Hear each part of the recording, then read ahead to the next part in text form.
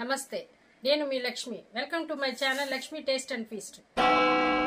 ఈరోజు నేను కరివేపాకు కారం ఎలా తయారు చేసుకోవాలో చూపించబోతున్నాను. కావాల్సిన ఇంగ్రీడియంట్స్: ఎండుమిర్చి, ధనియాలు, చిన్నుల్లిపాయలు, చిన్న సైజు నిమ్మకాయ అంతా, చింతపండు, 2 స్పూన్లు పచ్చెనగపప్పు, 2 స్పూన్లు మినపప్పు, 2 స్పూన్లు జీలకర్ర, 2 స్పూన్లు తెల్ల నువ్వులు, రుచికి సరిపడిన ఉప్పు, కొంచెం నూనె.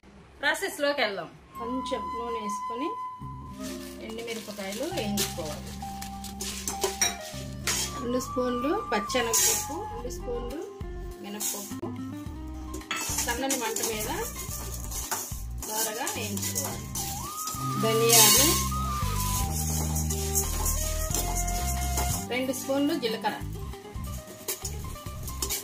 2 స్పూన్లు తెల్ల నువ్వులు,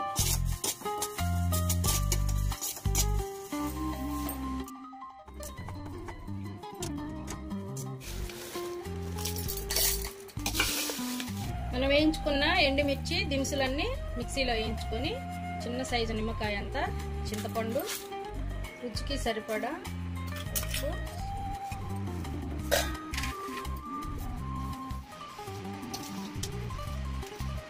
గుమగుమలాడే కరివేపాకు కారం రెడీ అయింది. మీరు కూడా తయారు చేసుకొని ఎలా ఉందో కామెంట్లో పెట్టండి.